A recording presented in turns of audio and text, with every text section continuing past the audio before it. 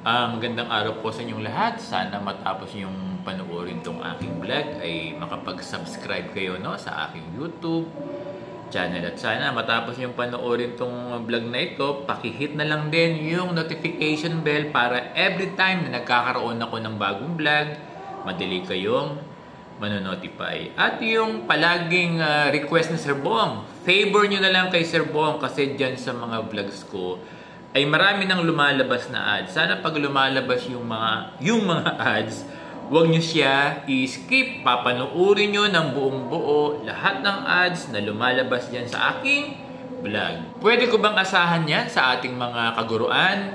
Maraming salamat sa inyong lahat.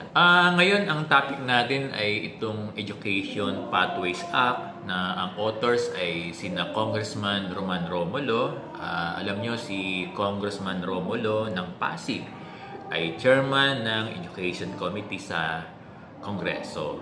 At kasama niya dito si Congresswoman Gloria Arroyo. Ito yung ating former president. Alam nyo, according to them, mula nung na-establish yung K-12 program noong 2012, seemingly hindi naman siya naging successful para maging competitive yung ating mga graduates. Sa pag-aaral, sabi nila, nag-fail yung program ng K-12. Kaya this prompted the two lawmakers na gawin itong bill ng Education Pathways Act at ito yung i-apply na bagong curriculum ng senior high school. Alam nyo, sa existing na curriculum ng senior high school, meron tayong 4 na track, namely academic track, technical, vocational, and livelihood track, arts and design track, at yung sports track. At bawat track ay may kanya-kanya pang strand. Pero dito sa Education Pathways Act, to my understanding, ay ililimit na lamang sa 2 track yung curriculum. At ito yung academic track at technical, vocational, and livelihood track. To my understanding, aalisin na yung arts and design track at itong sports track. Ito kasi yung purpose ng bill, babawasan na yung mga subjects sa senior high school. Sa implementation kasi ng batas na ito, magkakaroon ng graduation ang grade 10. Sa existing program kasi ng junior high school, ang grade 10 ay completion program lamang at ang binibigay natin sa ating mga completers ay certificates. Pero sa batas na ito, magkakaroon ng graduation yung ating mga grade 10 at ang ibibigay natin sa ating mga graduates ng grade 10 ay definitely diploma. Sa concept ng programa ng batas na ito, after graduating from grade 10, yung student ng grade 10 ay mamimili ng kanyang path or yung kanyang tatahakin na pag-aaral. Kaya palang title ay Pathways to Education. Kung ang pipiliin ng student ay magpatuloy ng college itong ating mga grade 10, ang kukunin niyang track ay yung academic track sa senior high school.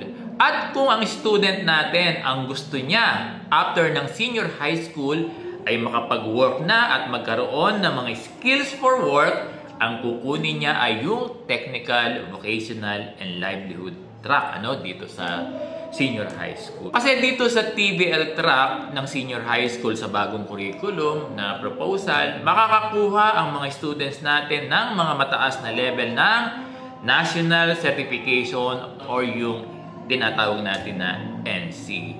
Kung dati, NC2 lamang ang nakukuha nila sa existing curriculum ng senior high school, dito sa bagong curriculum, pwede sila makakuha ng NC4. So, balikan natin yung academic track. Kasi dito sa academic track, sa pagkakaunawa ni Sir Bong, yung mga subjects dito ay mga subjects din na pang-college. Ito kasi yung concept ng academic track na yung curriculum dito ay align na sa curriculum ng college. So, ina-assume na once nakagraduate ang student ng senior high school under academic track ay talagang handang-handa na siya for college education. So, ganito yun. At sa pagkakaunawa ni Sir Bong, under the academic track, may mga subjects na aalisin at may mga subjects na isasama. Kasi sa pag-aaral nila Congressman Romulo, may mga subjects daw sa senior high school na hindi na dapat kasama sa curriculum. Now, may option dito sa new curriculum na ito, no? Kung ang isang graduate ng grade 10 ay gusto na niya magdiretso sa college dahil kaya naman niya or excited siya na mag-college na at ayaw na niyang dumaan pa ng senior high school, ito ay pwede. Kaya lang dapat pasahan ng grade 10 graduate natin yung tinatawag na advanced placement exam or yung tinatawag na honor exams. Now, kapag napasahan niya itong exam na binabanggit natin, hindi na siya dadaan pa ng senior high school, pwede na siya mag-enroll for college agad. Again, once mapasahan niya yung exam, from grade 10, pwede na siya mag-enroll sa college agad. Ganon ang mangyayari.